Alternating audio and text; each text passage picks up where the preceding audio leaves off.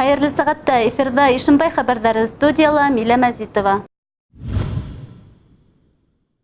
2019 елда республикабызда күп фатирлы йорттардың подъездарында комплекслы ремонт программасы старт алғайны. Муниципаль райондагы күп фатирлы йорттарда яшәүчеләр дә был программага әүдем кушылды. Программаны башкару 4 этапка бүленгән. Күптән түгел калабыздың Губкин урамында урнашкан йортта подъездар ремонт кисереп файдалануга тапшырылды. Башкарылган эштең сифаты менән безнең иҗади төркемдә танышты. Күптән түгел генә калабыздың Губкин урамындагы 6-нчы йортта яшәүчеләр дөйем йыелыш үткәреп республика программаһына керү өчен протокол төзегәйне. Ә бүген ремонтланган подъездга карап куанударының сиге юк. Кыска вакыт эчендә подъездардың тәдрәләре, тамбур ишекләре, почта ящикләре алыштырылган, стеналар буялган, идәнгә плиталар яелгән. Совместно с председателем дома с управляющей компанией работали по цветам выбора, то, что нам предлагали. Соответственно, были подписаны соответствующие документы. На ремонт каждого подъезда было выделено порядка 320 тысяч рублей. В тот бюджет, который мы могли уложиться, мы уложились. Подрядчыларның эшләрен әлбиттә иң беренче сиратта йортта яшәүчеләр үзләре билдәләй. Ремонтты башкаручылар баштан ук урындагы халыктың һәр теләген исәпкә алырга тырышкан. Подъездардың бөтенләй икенче төс алганын күреп куанган халык хәзер инде уны тәртиптә тоту тик үзебездән тора ди. Ошо үйдө яшәйбез, яңара катып алганбыз. Ремонт эшләренә канагатбыз. Онан тагыла эшләргә дип әйттеләр, анда щитокларда алыштырабыз диләр. Һәм дә ошондый матурлыкта хаклап алып калырга кирәк инде. Бүтән ошо йортта яшәгән халык кала.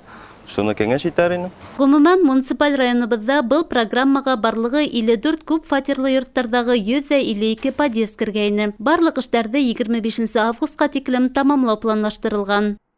Милә Мәзитова, Артем Наговицын, Ишимбай хабардары. Ниһаят, Ишимбай районы әсәйдәре өчен шатлыклы яңалык. Узган быаттың 50 елдарында төзелгән бала табу йортында капиталь ремонт башланды. Бында бөтә эшләр дә махсус проектка ярашлы башкарыла. Һау-сәламәт балалар тууһын өчен учреждениелар бөтә шарттарда тудырылачак. Урындагы халыктың хыялын тормышка ашыру өчен республика бюджетыннан етерлек сыгымдар бүленгән. Бул туралы интекләбрәк Хәнә Максутова репортажында. Әле бала табу йортында ремонт эшләренең кызган мәле. Йылы һәм һуык йылыту системаһы канализация селтәрдәре алмаштырылган. Капиталь ремонтты башкарган төзелеш оешмаһы хезмәткәрләре тәүсиратта бинаның хәвефлеген, идән түшәмнәрнең сифаты хакында хәстәрлек күрә. На сегодняшний день проведен демонтаж. Демонтаж частично уже проложены сети электроснабжения. Значит, частично начали уже отделку помещений. 25 кешенән торган 4 бригада бинаның 2 катындала төзекләндерү эшләре аткара. Эске ремонт эшләре тамамлангаста бинаның кыйыгы алмаштырылса, тышкы ягыла заманса талаптарга ял бирерлек, яңа төс аласак. Помимо внутренних отделочных работ и замене коммуникаций, будут большие работы по фасаду здания и по замене окон. Кстати, окна тоже уже заменены, как вы видите. Вот, будет очень красивый фасад с декоративной штукатуркой, отделкой, и просто очень приятное здание, красивое для наших ишимбайских рожениц. Әлегә бала көтүсе әсәйдәр үдәренең һәм туасак сабыйдарының һаулыктарын райондың 2нче поликлиникаһында ныгыта. Бала табу вакыты иткәс, әсәйдәр Сәлтамак бала табу йортына озатыла. Был бина 1951 елда төзелә. Шуннан башлап, бында бер вакытта ла капиталь ремонт үткәрелмәгән. Өфе калаһының 1нче башкорт төзү компанияһы 20 июньдән ремонт эшләре башлана. Бөтә эшләрдә 25 сентябрьгә тиклем тамамлаячакбыз дип улар безгә вәгъдә бирде. Хәнә Максутова, Артем Наговицын, Ишимбай хәбәрдәре. 1 июльдән баланы мәктәпкә әзерләргә ярдәм ит республика акциясы старт алды. Кызганычка каршы барлык гаиләләрнең дә матди хәле бер тигез түгел. Шуңа күрә лә Ишимбай калаһындагы гаилә хезмәте был акцияга әүдем кушылды.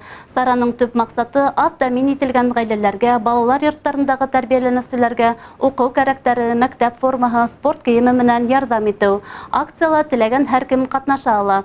Тапшырылган әйберләр кулланылса ла бөтен, таза һәм яхшы хәлдә булуы шарт. Бұл акция 1 сентябрьга тиклем дәвам итә. Шуңа күрә кала һәм райондагы граждандарды, предприятиеләрне авыр тормыш хәлендәге балаларга ярдәм итәргә сакырабыз. Безнең адрес Ишимбай калаһы, Стахановсылар урамы, 63-нче йорт, 2нче кат, 13-нче кабинет.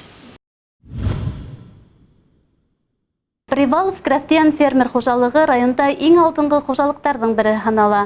Ғаилә фермаһы программа сектарында был хужалык быйыл 20 миллион һум грант алган. Әлеге көндә 27 гектар ердә бөтә тур культура үсентеләре сәселгән, етерлек техника алынган.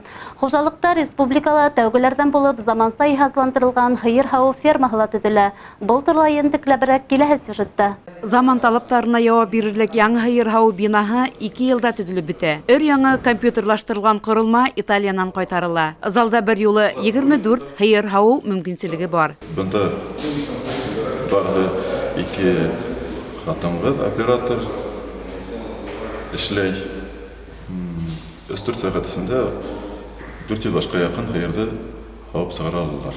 Һыйыр һаву залында вентиляция куелган, канализация үткәрелгән, идән йылытылган.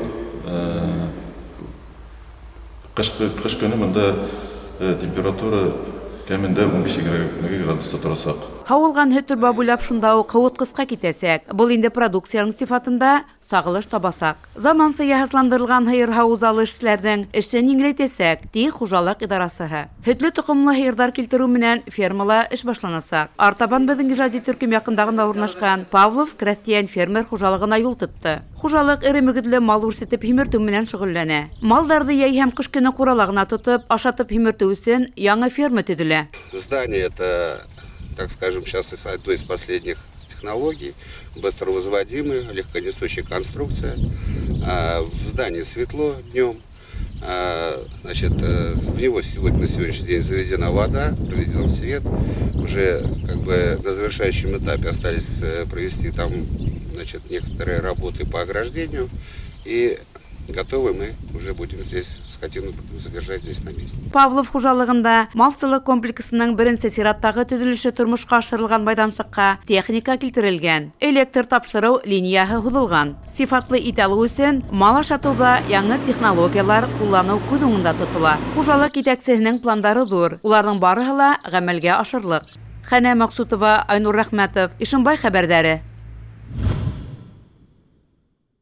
Ошы көндәрдә Янырыth авылында яшәүче Закария Шәһиәхмәтов үзенең 90 яшьлек юбилеен билдәләне. Бар гомерен балаларга белем һәм тәрбия бирүгә багышланган авыл аксакалының тугандарына, якындарына әйтер һүзләре бар. Хәбәрсебез Хәнә Максутова юбилярда кунакта булып кайтты.